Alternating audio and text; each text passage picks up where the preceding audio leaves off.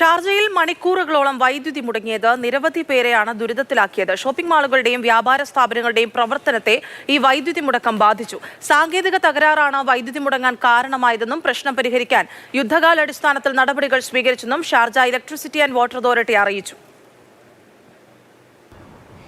ഉച്ചയ്ക്ക് 12 മണിയോടുകൂടിയാണ് ഷാർജ നഗരത്തിന്റെ വിവിധ ഭാഗങ്ങളിൽ വൈദ്യുതി വിതരണം മുടങ്ങിയത്. പൂർണ്ണമായും നഗരം ഇരുട്ടിലായിട്ടില്ല, പക്ഷേ നിരവധി മേഖലകളിൽ വൈദ്യുതി വിതരണം മുടങ്ങി. പ്രധാനമായും അൽ നഹദ, അൽ തവൻ മേഖലകളിൽ വൈദ്യുതി വിതരണം തടസ്സപ്പെട്ടു. അതോടൊപ്പം തന്നെ ബുഹൈറ, കോർണിഷിൽ വൈദ്യുതി മുടങ്ങി. മുവൈല മേഖലയിലും വൈദ്യുതി മുടങ്ങി. ഇങ്ങനെ ഇത്തരത്തിലുള്ള ഏരിയകളിലൊക്കെ തന്നെ വൈദ്യുതി മുടങ്ങിയതോടുകൂടി സാധാരണ ജനജീവിതം ഏതാണ്ട് നിലച്ചു. കാരണം ആളുകൾക്ക് ഫ്ളാറ്റുകളിൽ നിന്ന് താഴത്തേക്ക് ഇറങ്ങാൻ കഴിഞ്ഞു.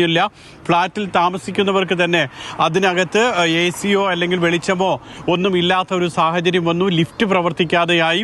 വ്യാപാര സ്ഥാപനങ്ങൾ നിശ്ചലമായി. ഓൺലൈൻ പേയ്മെന്റ് നടന്നില്ല. ഷോപ്പിംഗ് മാളുകൾ, ഇപ്പോൾ സഹാറ സെന്റർ അടക്കമുള്ളവ ഇരുട്ടിലാകുന്ന സാഹചര്യമുണ്ടായി. മാത്രമല്ല, മൊബൈൽ ടവറുകളിലേക്കുള്ള വൈദ്യുതി വിതരണം നിലച്ചതോടുകൂടി പലയിടത്തും മൊബൈൽ നെറ്റ്വർക്ക് കിട്ടാതെയായി. ഇന്റർനെറ്റ് സേവനം മുടങ്ങി. ബാങ്കിംഗ് മേഖല തടസ്സപ്പെട്ടു.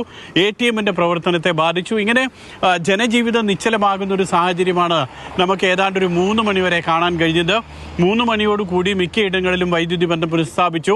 വൈകുന്നേരത്തോടുകൂടി എല്ലായിടങ്ങളിലും വൈദ്യുതി ബന്ധം പുനഃസ്ഥാപിക്കുകയും ചെയ്തു. മുൻകൂട്ടി കാണാൻ കഴിയാത്ത സാങ്കേതിക തടസ്സം എന്നുള്ളതാണ് Sharjah Electricity and Water authority ഇതിന്റെ കാരണത്തെക്കുറിച്ച് പറയുന്നത്. വലിയ ഒരു സന്നാഹം തന്നെ, എഞ്ചിനീയർമാരുടെ ഒരു കൂട്ടം തന്നെ പ്രവർത്തനത്തിനു വേണ്ടി രംഗത്തിറങ്ങുകയും മണിക്കൂറുകൾക്കുള്ളിൽ പ്രശ്നം പരിഹരിക്കാൻ കഴിയുകയും ചെയ്തു.